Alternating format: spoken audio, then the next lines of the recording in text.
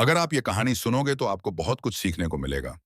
तो कहानी थोड़ी लंबी है, कृपया ध्यान से सुनना, एक बार की बात है। महात्मा बुद्ध प्रवचन दे रहे थे। प्रवचन में आसपास के बहुत से लोग शामिल थे। सभी लोग ध्यान से बुद्ध को सुन रहे थे। कुछ देर में प्रवचन समाप्त हो गया। लोगों ने बुद्ध को प्रणाम किया और अपने अपने घर को चल पड़े। पर एक युवक वहां पर बैठा रह गया। बुद्ध की नजर उस युवक पर पड़ी। "उपुपुसा, अकन सेंदन तुम आ गए?" तो वे पूछ बैठे, "क्या बात है वत्स? कोई जिज्ञासा है क्या?" युवक बुद्ध के पास गया और प्रणाम करके बोला, "प्रभु, बहुत उलझन में हूं। जितना इस बारे में सोचता हूं उतना ही उलझ जाता हूं।" "कैसी उलझन है वत्स?" बुद्ध ने प्रश्न किया। युवक हाथ जोड़कर बोला, "प्रभु, यह संसार कितना विशाल है। संसार में लाखों करोड़ों लोग निवास करते हैं। उनमें भी एक से बढ़कर एक विद्वान, कलाकार, इहादी, औसार योद्धा।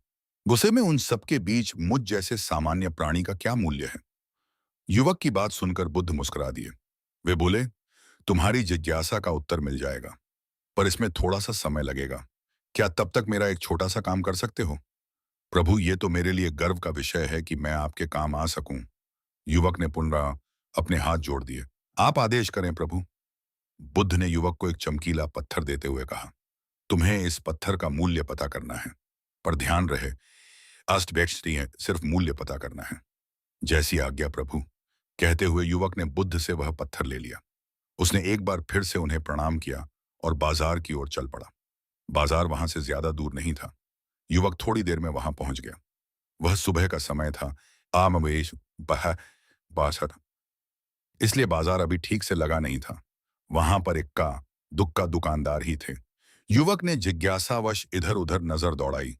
उसे एक पेड़ के नीचे एक दुकानदार नजर आया। वह आम बेच रहा था।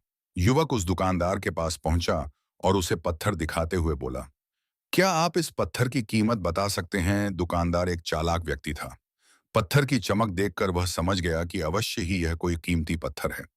वह बनावटी आवाज में बोला, "देखने में तो कुछ खास नहीं लगता, शायद खास था, पर मैं इसकी इसके बदले 10 आम दे सकता हूं।" दुकानदार की बात सुनकर युवक को हल्का सा क्रोध आ गया। वह मन ही मन बुदाया, "यह आदमी मुझे बेवकूफ समझता है। इतना सुंदर पत्थर और इसका मूल्य सिर्फ 10 आम? अवश्य ही यह झूठ बोल रहा है।" युवक को चुप देखकर दुकानदार बोल उठा, "क्या कहते हो, निकालूं आम?" पर युवक ने दुकानदार को कोई जवाब नहीं दिया। वह चुपचाप आगे बढ़ गया। सामने एक सब्जी वाला अपनी दुकान सजा रहा था। युवक उसके पास पहुंचा और उसे पत्थर दिखाते हुए उसका मूल्य पूछा। उस पत्थर को देखकर सब्जी वाले की आंखें खुशी से चमक उठी। वह मन ही मन सोचने लगा, "यह पत्थर तो बहुत कीमती जान पड़ता है। अगर यह मुझे मिल जाए तो मजा ही आ जाए।" "क्या हुआ भाई, कहाँ खो गए?" युवक ने दुकानदार की तंद्रा तोड़ी। सब्जी वाला चौंकता हुआ बोला, "कुछ नहीं, कुछ नहीं। मैं तो बस मन ही मन इसकी कीमत की गणना कर रहा था। बरबर बाम डैडम बाम, मैं खैर मैं इस पत्थर के बदले एक बोरी आलू दे सकता हूं।" सब्जी वाले के चेहरे की कुटिलता देखकर युवक समझ गया कि यह दुकानदार भी मुझे मूर्ख बना रहा है। मुझे किसी और से इसका मूल्य पता करना चाहिए। यह सोचता हुआ युवक आगे बढ़ गया। सब्जी वाला दुकानदार ने युवक को पीछे से आवाज लगाई, "क्या हुआ भाई? अगर आपको यह मूल्य कम लग रहा है तो बताएं तो सही, मैं इसे बढ़ा दूंगा।" पर युवक ने उसकी बात पर ध्यान नहीं दिया। वह इधर उधर किसी ऐसे व्यक्ति को खोजने लगा जो ज्ञान वो था ये थे वो लगा हाँ, जो जानकार हो और उस पत्थर की सही मूल्य बता सके। युवक को लग रहा था कि अवश्य ही यह कोई कीमती पत्थर है। शायद कोई जौहरी इसका सही मूल्य बता सके। यह सोचता हुआ युवक एक जौहरी की दुकान पर पहुंचा। जौहरी अपनी दुकान को अभी खोल ही रहा था। उसने युवक को अपनी दुकान की ओर आते हुए दूर से देख लिया था। साथ ही उसने युवक का हुलिया देखकर यह भी भांप लिया था कि यह कोई गरीब व्यक्ति है जो संभवतः कोई गहना बेचने आया होगा। जौहरी ने हाथ जोड़कर युवक को नमस्कार किया और मुस्कुराकर पूछा, "बताएं महोदय, मैं आपकी क्या सेवा कर सकता हूं?" युवक ने बुद्ध का दिया पत्थर अपनी हथेली पर रख दिया और बोला, "गौसापाओ प्रतिगिन, इसका मूल्य पता करना था।"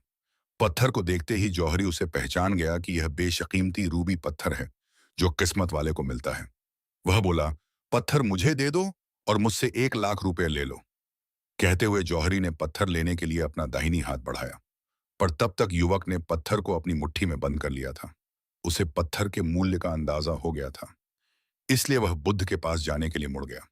जौहरी ने उसे पीछे से आवाज लगाई, अरे रुको तो भाई, मैं इसके 50 लाख दे सकता हूं। युवक को वह पत्थर बेचना तो था नहीं, इसलिए वह रुका नहीं और दुकान के बाहर आ गया। पर जौहरी भी कम चालाक नहीं था। वह उस अनमोल पत्थर को किसी भी कीमत पर अपने हाथ से जाने नहीं देना चाहता था। वह दौड़कर उसके आगे आ गया और हाथ जोड़कर बोला, तुम यह पत्थर मुझे दे दो, मैं इसके बदले 1 करोड़ देने को तैयार हूं। युवक को जौहरी की बातों में अब कोई रुचि नहीं रह गई थी।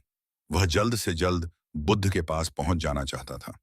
इसलिए न तो वह रुका और न ही उसने जौहरी की बात का कोई जवाब दिया। वह तेज तेज कदमों से बुद्ध के आश्रम की ओर चल पड़ा। जौहरी ने पीछे से आवाज लगाई, ये अत्यंत मूल्यवान पत्थर है, अनमोल है। तुम जितने पैसे कहोगे मैं दे दूंगा। यह सुनकर वह युवक परेशान हो गया। उसे लगा कि कहीं पत्थर के लालच में जौहरी उसे पकड़कर जबरदस्ती न करने लगे। इसलिए वह तेजी से आश्रम की ओर दौड़ पड़ा। युवक जब बुद्ध के पास पहुंचा तो वह बुरी तरह से हाँफ रहा था। उसे देखकर बुद्ध मुस्कुरा दिए। फिर भी उन्होंने अपने चेहरे से कुछ भी जाहिर नहीं होने दिया। वे बोले, क्या बात है वत्स, तुम कुछ डरे हुए से लग रहे हो। युवक ने बुद्ध को प्रणाम किया और सारी बात कह सुनाई। साथ ही उसने वह पत्थर भी उन्हें वापस कर दिया। बुद्ध बोले, आम वाले ने इसका मूल्य 10 आम बताया, आलू वाले ने 1 बोरी आलू और जौहरी ने बताया कि यह अनमोल है। इस पत्थर के गुण जिसने जितने समझे, उसने इसका मूल्य उसी हिसाब ने लगाया। ऐसे ही यह जीवन है। प्रत्येक व्यक्ति खान से निकले हुए एक हीरे के समान है, जिसे अभी तराशा नहीं गया है। जैसे जैसे समय की धार व्यक्ति को तराशती जाती है, व्यक्ति की कीमत बढ़ती जाती है। यह दुनिया व्यक्ति को जितना पहचान पाती है, उसे उतनी ही महत्ता देती है। कहते हुए बुद्ध एक क्षण के लिए रुके, फिर बोले, किंतु आदमी और हीरे में अंतर यह है, हीरे को कोई दूसरा तराशता है और व्यक्ति को अपने आप को स्वयं ही तराशना पड़ता है। और जिस दिन तुम अपने आप को तराश लोगे, तुम्हें भी तुम्हारा मूल्य बताने वाला कोई ना कोई जौहरी मिल ही जाएगा। अगर कहानी आपको अच्छी लगी हो तो कमेंट में जरूर बताना।